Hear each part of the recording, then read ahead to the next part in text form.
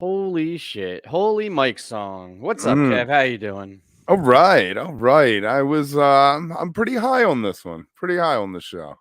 Feeling it, man. Penultimate MSG show.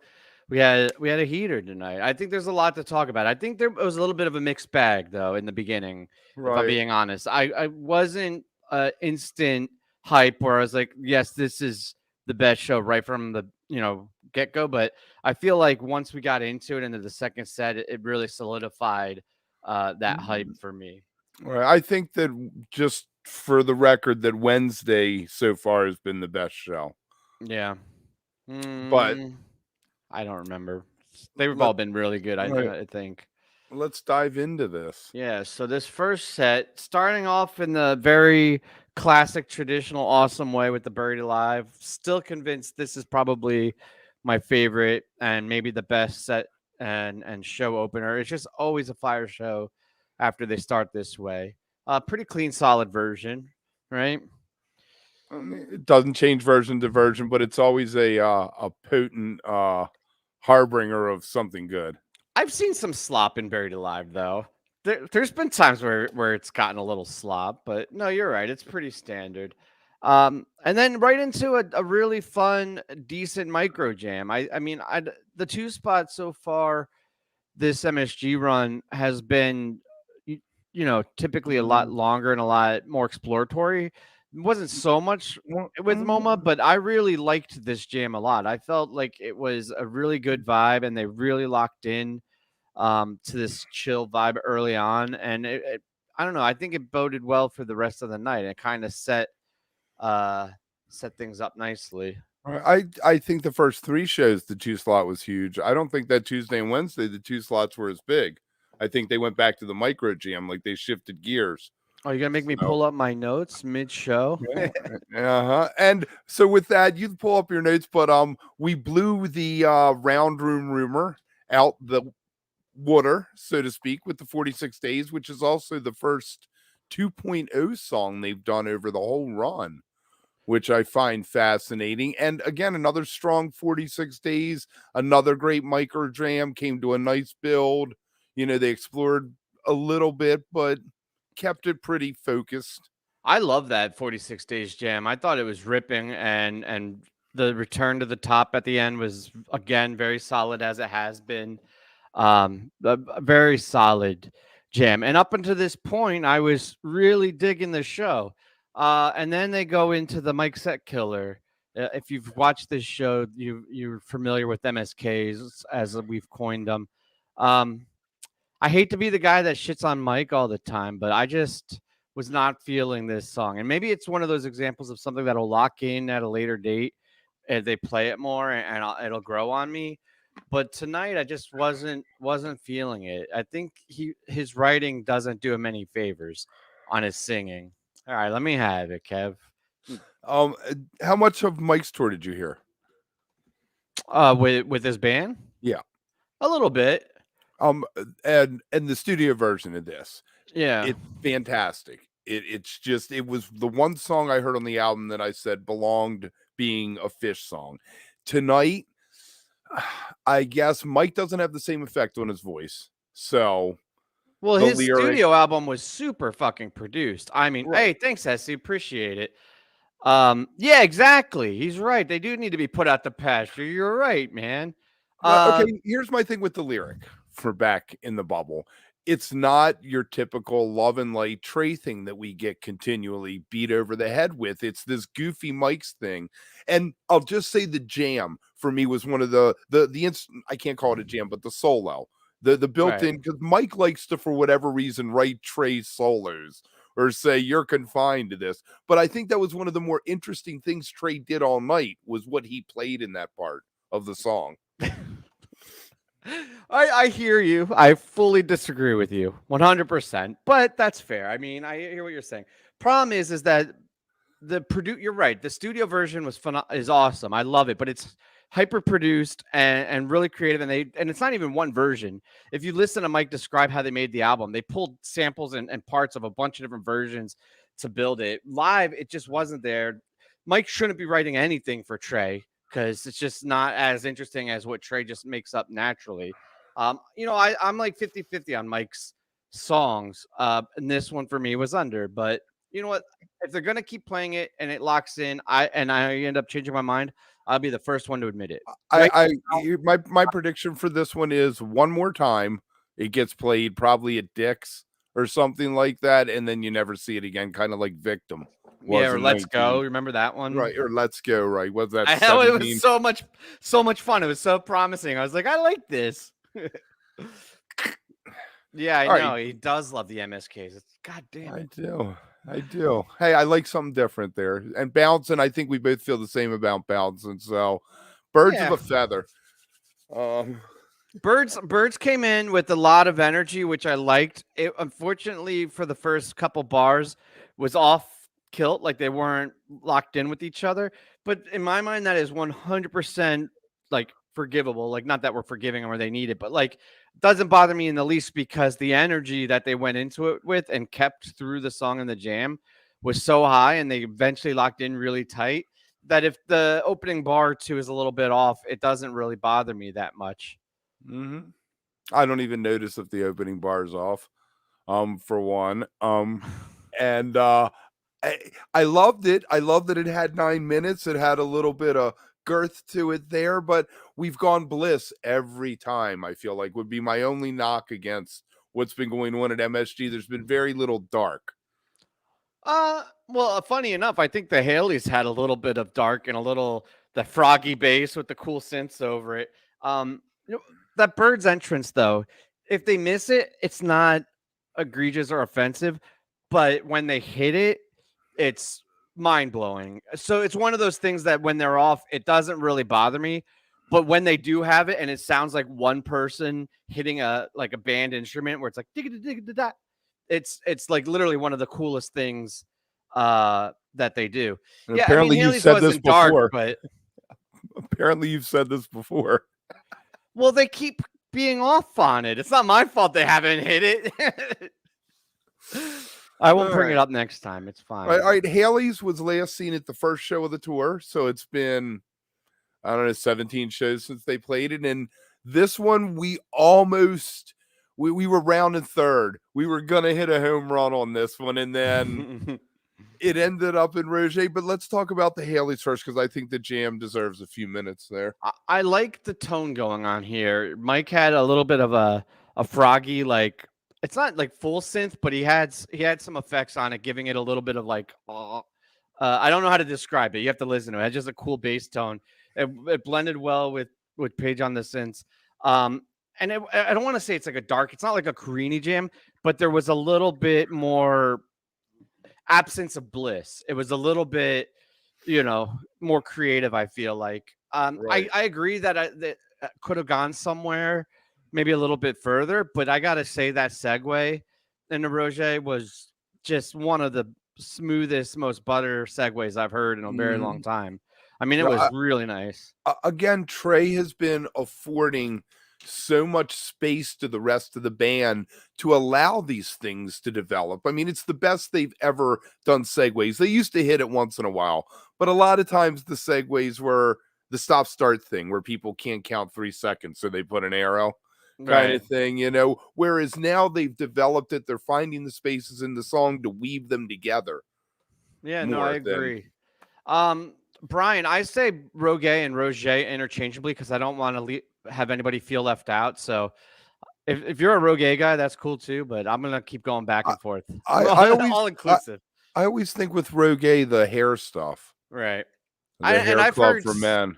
I've heard some people that are close to the band and like connected say Roggae, and I don't know if it's right or wrong. I don't know who the authority is, but like people that are like friends with Trey and stuff. So I'm like, well, if they say it that way, fuck, I don't know.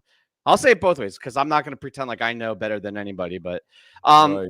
it was cool here in the Yellow Brick Road, or what is that? We're off to see the wizard. I don't, you know We're what I off to mean. see the wizard. Wizard The of wonderful Oz Wizard of teases in Oz. there, Dun, dun, and dun, dun, dun. it gave it a really beautiful melodic value where they were just hyper, just going with arpeggios and a lot of crazy melodies in that jam, which was nice. I mean, it was only 7 minutes, but very interesting.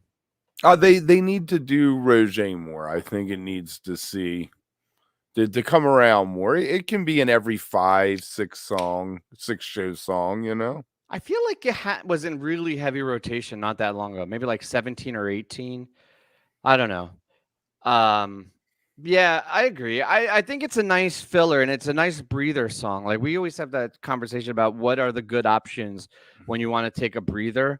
And I felt like Mm, that was a song that fits that mark mm. really well. And they almost didn't take a breather with that set. I mean, wow, they made it through all those songs. I guess Yeah. people are going to call Back in the Bubble a breather, but I don't think they meant for it to be a breather, but I think it was a, piss song. So everybody was like, I, and then we I got hear. Antelope, which is, All right, awesome. so let me ask you. Yeah.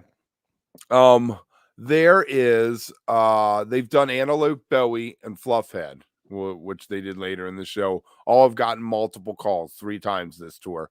We Yeah. talked before about them playing songs over and over again. I feel like all 3 of them, but especially Antelope and the one tonight, it's really helped them playing it 3 times over the tour.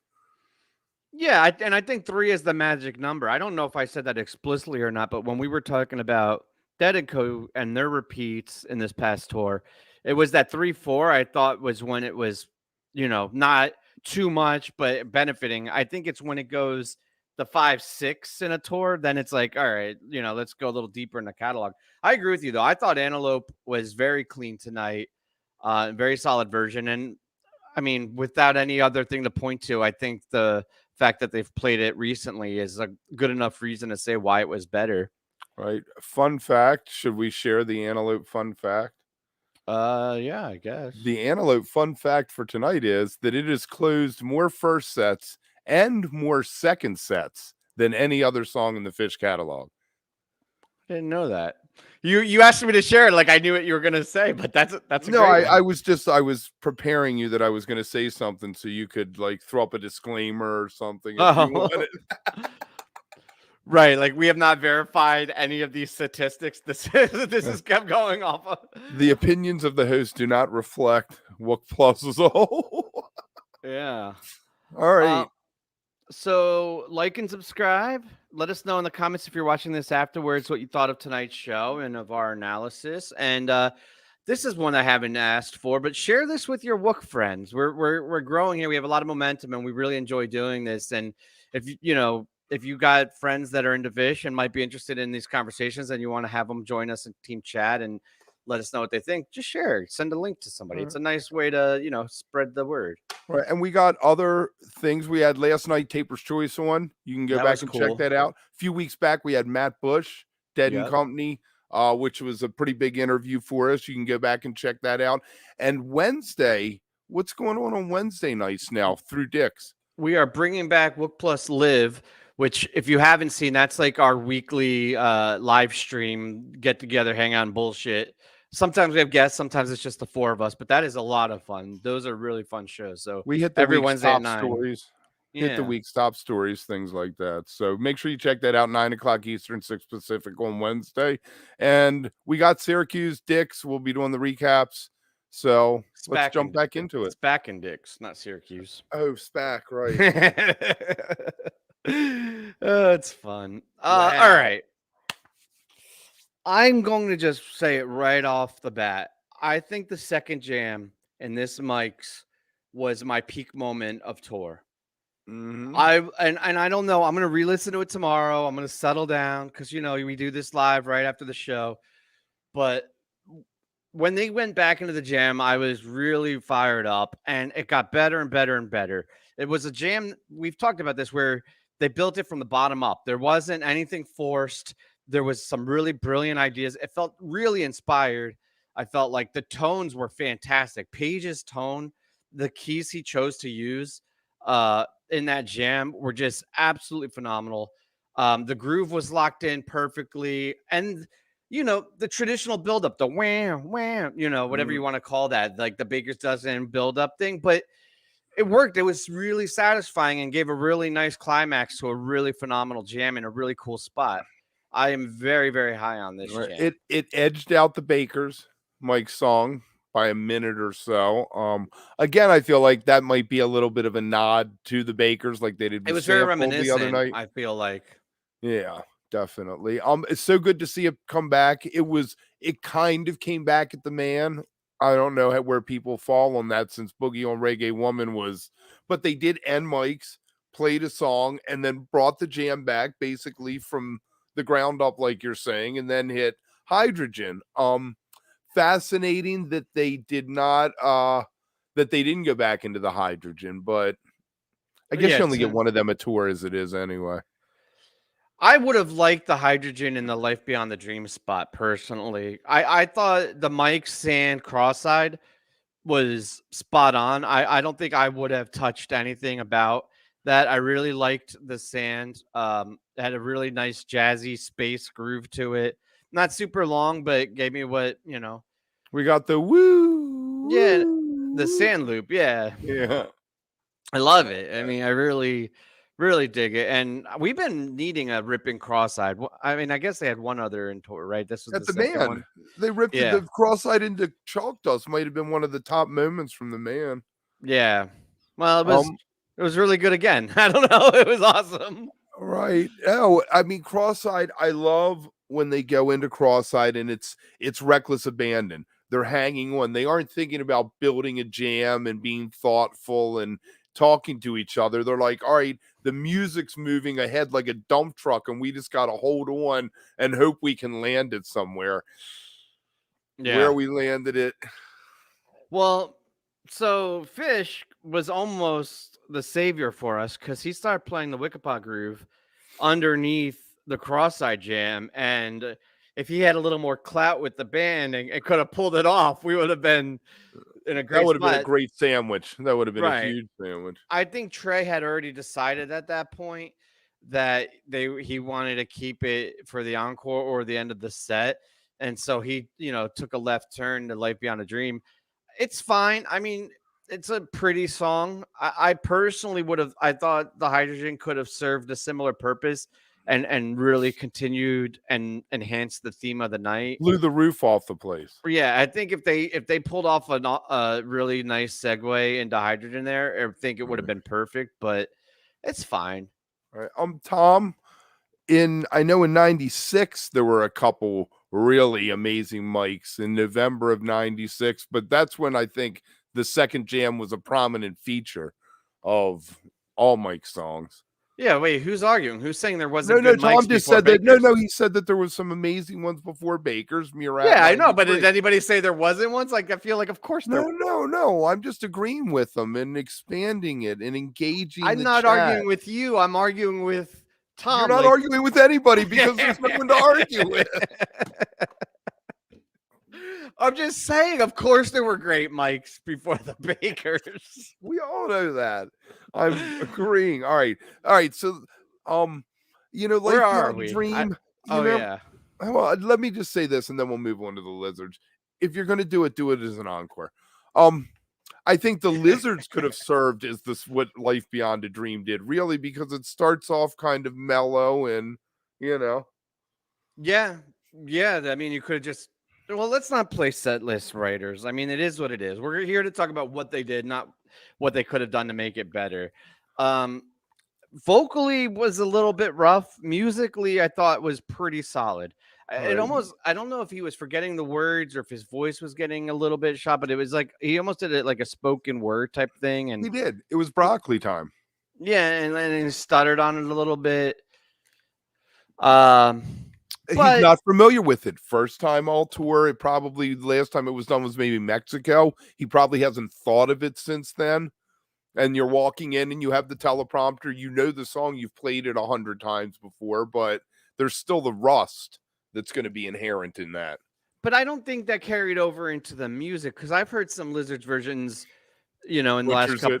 Yeah, where the guitar and the solo and the like jam part gets butchered and train wrecked. I thought this was very much the shit was pretty much limited to the vocals, and I thought musically they kind of pulled it off nicely. And I just think that's maybe one of the most beautiful melodies and guitar parts ever written by anyone. Like I absolutely love that melody. I like lizards when you're out on the lawn at a shed in summer. Yeah. It's just with the breeze, it's almost perfect in that moment. Let me just say that Life Beyond a Dream, Lizards, My Guitar Gently Weep. I know Lizards Guitar Gently Weep is, people are going to be all huge on that, but I again feel like Trey just throws out a bunch of single songs at the end. We just happen to get one really cool one for me. Are you complaining about While My Guitar Gently Weeps? It's not my favorite Beatles song, dude. Not my favorite Beatles song. Probably not even in my top 100. Wow, I did not expect this take coming into this tonight. I told you I was going to get in trouble. I thought this was a great call, and I thought they absolutely fucking nailed it. Trey just shredded on it. Okay. I mean, you can't argue with taste of songs or preference of songs. Some people like it, some don't. It's another mid-tempo to slow tempo rocker. Oh, Joel is so right. Where's that bumper? Oh God, you added so many bumpers, so I couldn't find the fucking one. I see what you did. Anyway, what I would like to say though is if you're going to give me a Beatles song, I have silently had a petition working for years for them to bring back Cry Baby Cry. Can I tell you a secret? What's Petitions don't work really well when they're silent. I feel like you got to get that out there. I would love to hear Cry Baby Cry come back. But and I know people love the song. I don't know. It's just the whole thing's weird to me. The whole George Harrison, Eric Clapton thing. And right. You don't like Clapton. Yeah. Oh, it's all coming back to me. Now it makes sense. And he was banging the guy's wife and then coming and playing on his song with the Beatles. It's just, I don't know, man. It's a great fucking song, though. It's a great song. It's a great song. People love it. People do. I do. You don't. That's okay. Now, I was, we in our chat, I was like, all right, cool. Maybe no Weekapaug till tomorrow. I thought that would be fun. Yeah. And, well, that was the thing. It was like, if they do that, then no Tweezer tomorrow. If they played it tonight, then Tweezer tomorrow. And a couple minutes later, they come on stage and they play Weekapaug, and then that kind of decided it. It's a weird song to start an encore with. It's not a build-up from nothing song. It needs something before it. But I'm glad that they went for it and that they didn't just leave it undone, like the Mike's Groove undone. I think it feels more satisfying having gotten it tonight. I wish Fishman had more clout with the band, and it had been in that other spot. Yeah, right. Damn, Fish, you're on drums. You should own that shit. No, that's why he's such a good drummer, though. He listens, and and there was no jam to it. It was very short. It was like Trey was aware that the clock was ticking, and they're like, "Oh, we have to do Weekapaug, but I still want to do Fluffhead. Let's, I mean, if you blinked, you would have missed the Weekapaug." Yeah, I mean, it was there to just close the groove. It wasn't really, meant to be anything. But a Fluffhead in that last spot, very well executed, really fun. Changed the New York lyrics, brought the dual lyrics, had the New York lyrics. I think it was a great way to end the penultimate night. Very solid. And again, let me ask you: do you feel that Fluffhead is stronger being played 3 times this tour? It seemed pretty flawless to me. They hit all the sections through it. It was better than Lizards. Well, because you brought up Antelope, Lizards, and Fluffhead. I think Fluffhead was the cleanest out of all of those. Right. No. And the cleanest version this year. So, yeah, probably. Right. The other one they did a bunch of times was Bowie. They've done Bowie 3 times. That one definitely benefited. I remember the second time they played it on tour, it was like noticeably better than the first time they had played it. Man, we flew through this. I was so hyped up, but I don't know. You want to talk about anything else? You want to call it? No, yeah. Well, we'll be back tomorrow night. Let me ask you. Let me ask you a question since we have a minute. No, we don't need to talk. Let me ask you a question. Are we getting a tweezer tomorrow? Yes, I think. Are we getting a hood? Yes, I think so. Only because everyone says, "Oh, they've never not played them in a run." What would maybe that's would be a cool thing. No, I think this is just the appropriate level of fan service. I think Trey likes to subvert expectations, but only to a point. You know what I mean? Like they are not complete Wild West, off the ranch type. You know what I mean? Like they'll Right. subvert expectations as far as like gags and things, but I think it's there and it's ready in rotation just based on. And plus, what is it now? 2-3 weeks before they come back for SPAC. I don't think they want to leave it on the shelf for Right. another Joel, 3 I weeks. think you're right that there was no tweezer in Mexico. Yeah, there was 2 tweezers so far, right? There was Alpharetta and Syracuse, so I think they got Right. a third one in them, but Right. maybe not. And Justin, what I've heard about Life on Mars is that Page can't sing it anymore because he can't sing in that register or key or whatever it is. Use that for what it's worth, but I've been told that by people. Like legit people or just like legit people, yeah. Yeah, I don't know. I don't buy it. I feel like he's had some higher register songs. I don't know. Can't think of it. But there's remember Matt Bush telling us about Mayer not being able to sing some song that he used to always sing because he had something happen with his throat and he just couldn't sing that specific thing anymore, so he had to drop the song from his live shows. Yeah, it sucks getting old. It does. Right. So are we going to get the big 3 that I always complain about? The Everything's Right, Set Your Soul Free, and Soul Planet have all been missing from this run. No, I think they're going to save those for Dicks. I think they're going to give us classic, Big Fish tomorrow and save the Soul series. Fuck you to everyone going to Dicks. Yeah. Yeah. Do you think, all right, one last question. All right, I'll turn off the music. It's all right. Fuck it. Do you think the SPAC shows will help make the Dicks set list better than they've been the past few years? SPAC is gonna shoreline Dicks. They're gonna. Oh, really? You think Yeah. SPAC's gonna be the sets, and then all the leftovers are gonna get dumped at Dicks that they haven't done? I mean, I don't wish that upon you, but I just feel like SPAC night. Well, it's 2 nights of SPAC, right? I feel like SPAC 2 is gonna get all the fire. I don't know. Honestly, though, man, like. Maybe I'm easy to appease and like I have like a lower standard, but I feel like this whole tour, right from Huntsville, they've been delivering, right? And there's been some nights that are better than others. There's been like Wilmington was a little bit of a dip, but I think that was more weather than they're playing. But any of these nights, if you caught 1 or 2 of these shows throughout tour, I think you would have been happy with the shows you saw. So I think if you're going to Dick's, you're going to have a fucking phenomenal time. Dick's is an incredible venue. I don't know if it's going to meet up to the same MSG level, but, I think it'll be a good time. First night of Wilmington is probably going to end up being the least favorite show from the tour, but there was one really good set in it.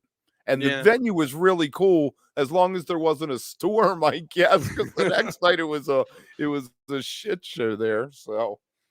Yeah, no, but I mean, I think pound for pound this year versus last year, I think this is an upward trajectory. We're not quite, I think, to 21 level. I think 21 was overall a better year, but I think it's heading in that direction and bodes well for the end of the year. So, and it's been a shit ton of fun. Yep. All right, I think there that we might are. be it. Thanks, everybody. Tomorrow. Let everybody know. Share the links, like and subscribe. We'll see you tomorrow.